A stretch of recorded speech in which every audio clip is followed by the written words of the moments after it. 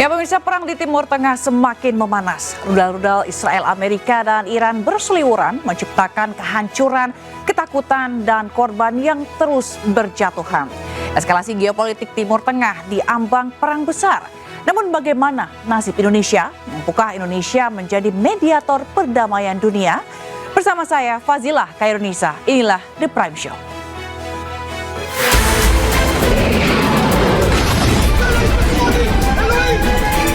We are witnessing a grave threat to international peace and security. I strongly urge all parties to return immediately to the negotiating table, notably on the Iran nuclear program. Harga minyak udah naik mereka di 80 ya. Kita udah hitung sampai 92 pun kita masih bisa kendalikan anggarannya, jadi nggak ada masalah. Dan juga yang pasti kami menyampaikan lagi keinginan dari Bapak Presiden untuk menjadi mediator dalam upaya mendinginkan dan menurunkan eskalasi di wilayah tersebut.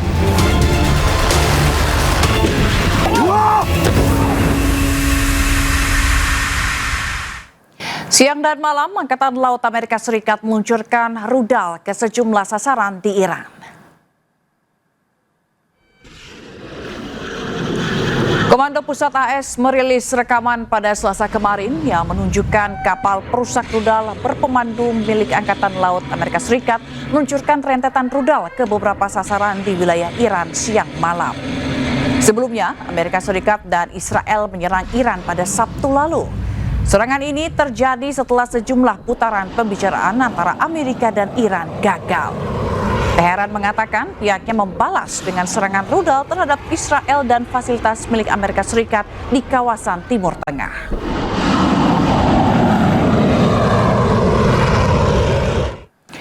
Garda Revolusi Iran terus memberikan serangan balas terhadap Israel dan Amerika. Sebanyak 60 target strategis serta 500 aset militer menjadi sasaran rudal-rudal balistik Iran.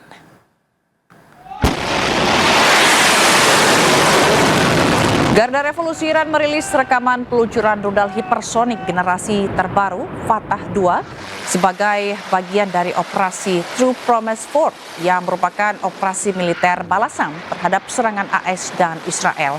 Teheran mengatakan pihaknya melakukan serangan balasan terhadap aset-aset Amerika Serikat di kawasan Teluk. Setidaknya sebanyak 60 target strategis serta 500 aset militer menjadi sasaran rudal-rudal balistik Iran.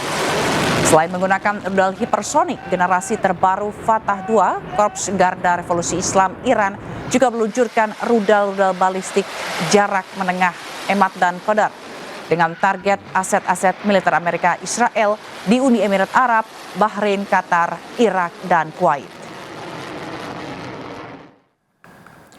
Pemirsa, pemandangan pilu dan duka yang mendalam dirasakan warga Iran saat mengarak puluhan peti kecil di mana para siswi sekolah dasar di Iran menjadi korban atas serangan udara Israel dan Amerika Serikat ke Teheran pada Sabtu pekan lalu. Isak tangis keluarga dan ribuan pelayat menjadi duka nasional.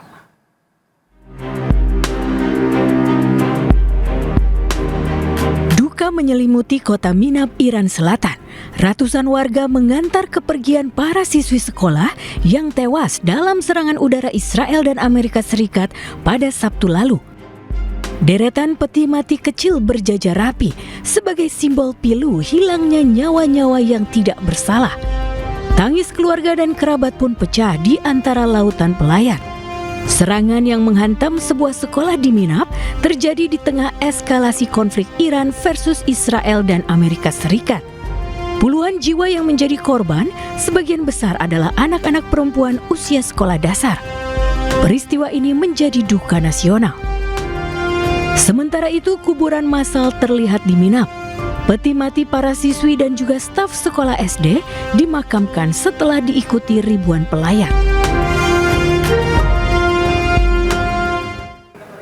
Pemirsa, Presiden Prabowo Subianto mengundang mantan Presiden dan Wakil Presiden ke Istana. Pertemuan ini membahas kondisi global dan pengaruhnya terhadap Indonesia.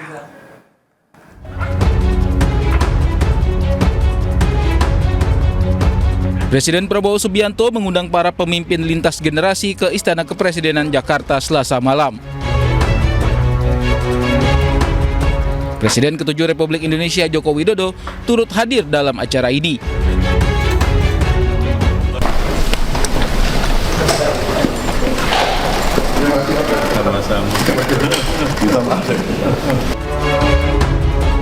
Presiden ke-6 Republik Indonesia Susilo Bambang Yudhoyono juga hadir memenuhi undangan Presiden Prabowo.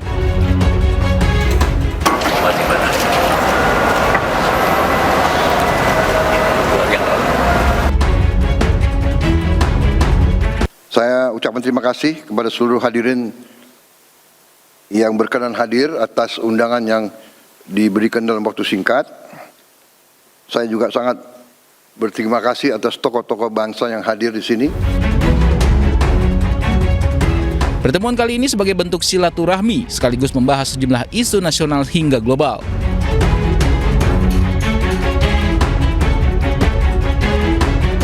Berdiskusi, bersilaturahmi, saling bertukar pandangan. Bapak Presiden ingin mendengar pandangan dari tokoh-tokoh tersebut. Kira-kira itu. Pertemuan berlangsung selama 4 jam di Istana Presiden. Meski dihadiri para tokoh bangsa, namun Presiden ke-5 Republik Indonesia Megawati Soekarno Putri tidak terlihat di istana. Tim Liputan iNews melaporkan. Akibat Iran menutup Selat Hormuz, untuk sementara Indonesia tidak akan mengimpor migas dari Timur Tengah. Menteri SDM Bahlil Lahadalia menyebut Indonesia akan mengimpor migas dari Amerika Serikat.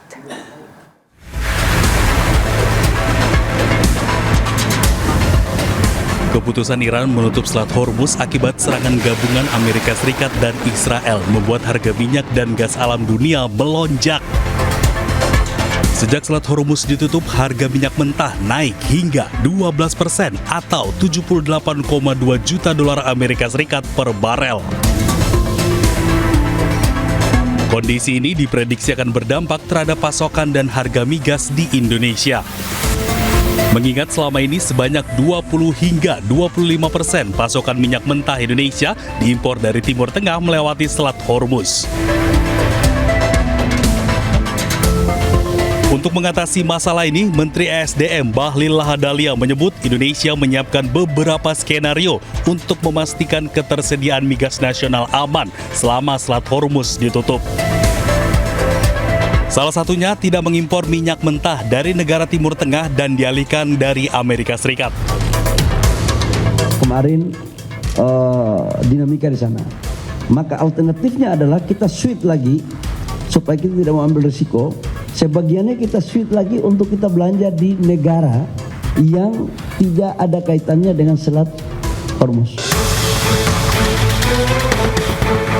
Selat Hormuz merupakan jalur vital perdagangan minyak dunia. Setiap hari, lebih dari 20,1 juta barel minyak mentah melintasi jalur ini. Volume tersebut hampir 25% dari total perdagangan minyak dunia.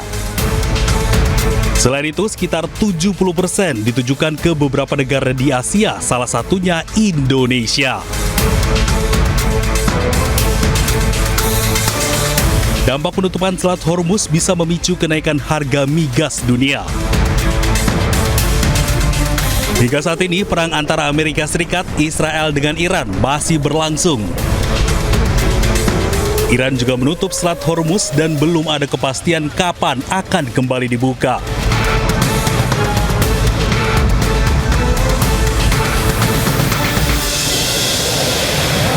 Kebijakan penutupan ruang udara di Timur Tengah, ratusan jemaah umroh akhirnya tiba di tanah air melalui Bandara Soekarno-Hatta. Meski begitu, masih banyak jemaah umroh yang tertahan dan belum dapat kembali ke tanah air.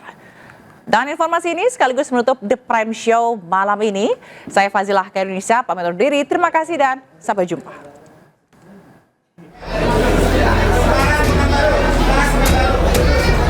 Ratusan jemaah umroh ini bisa bernafas lega lantaran akhirnya bisa tiba di Bandara Soekarno-Hatta, Tangerang dengan sehat dan selamat.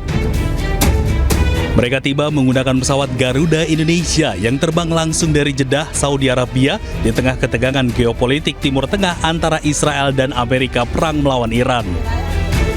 Mereka dapat tiba ke tanah air karena penerbangan yang digunakan langsung dari Bandara King Abdul Aziz, Arab Saudi ke Soekarno-Hatta, Tangerang. Meski begitu, data Kementerian Haji dan Umroh mencatat masih ada 58.000 jamaah umroh yang tertahan kepulangannya.